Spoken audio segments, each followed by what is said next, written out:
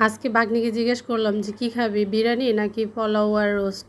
ও তো কনফিউশন, বেচারা কী বলবে, কী খাবে। তো বলতেছে আপনি যা করেন তাই খাবো। যাই হোক, আসসালামু আলাইকুম, কেমন আছেন সবাই? আশা করি সবাই ভালো আছেন। আলহামদুলিল্লাহ আমরা ভালো আছি। তো ভাগ্নিকে জিজ্ঞেস করে হচ্ছে আজকে মেনু ঠিক করলাম।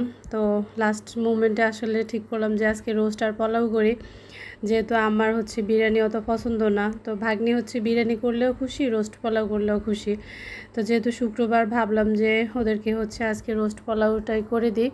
আমার হচ্ছে পোলাওটা অনেক পছন্দ।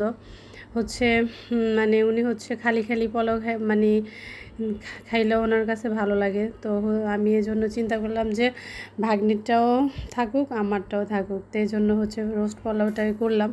তো এখানে হচ্ছে মুরগিটা ভেজে নিলাম, আর হচ্ছে কাজু বাদাম, কাঠবাদাম, পেস্তা বাদাম, আর হচ্ছে কি বলে এটাকে, আরও কি জানি বাদাম ছিল, আর হচ্ছে পেঁয়াজ, কাঁচামরিচ দিয়ে একসাথে হচ্ছে ব্লেন্ড করে নিলাম, আর ফেসটাকে একটু বেরেস্তা করে নিলাম। আর হচ্ছে এখানে যে ফেসটা করে নিলাম এটা হচ্ছে দিয়ে কষিয়ে নিলাম অনেকক্ষণ। এই যে হচ্ছে রসুন আদা দিয়ে অনেকক্ষণ কষালাম। এই মশলাটা আসলে যতক্ষণ কষানো যায়, যত বেশি কষানো যায় ততই আসলে খেতে ভালো লাগে রোস্টটা। এই তো আদা দিয়ে দিলাম, আদা দিয়ে অনেকক্ষণ কষালাম। তারপরে হচ্ছে এখানে হচ্ছে দিব হচ্ছে মরিচের গুঁড়া। একটু ঝাল ঝাল রোস্ট করব, এজন্য আমাদের বাসায় হচ্ছে মিষ্টি রোস্ট কেউ পছন্দ করে না, সাদা সাদা রোস্টও কেউ পছন্দ করে না, এই জন্য আমি একটু লাল লাল রোস্ট করব। এই তো মরিচের গুঁড়াটা দিয়ে দিলাম। তো আসলে আজকে গরমটা অনেকটাই কমছে আমার কাছে মনে হয়েছে। ওয়েদারটা একটু ভালো লাগতেছে, ঠান্ডা ঠান্ডা একটা ফিল। তো রান্নাবান্নাও মোটামুটি ভালোভাবেই করছি, আজকে গ্যাসও ভালো ছিল। তাই তো জিরার গুঁড়া, গরম মশলার গুঁড়া দিয়ে দিলাম।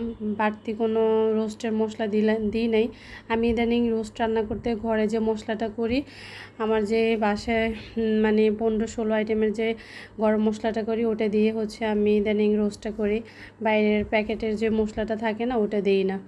তো এখানে হচ্ছে মশলাটার মধ্যে অনেকক্ষণ মাংসটা কষিয়ে নিলাম, তারপরে হচ্ছে ঝোলের জন্য পানিটা দিয়ে দিলাম, দিয়ে হচ্ছে অনেকক্ষণ জাল দিব।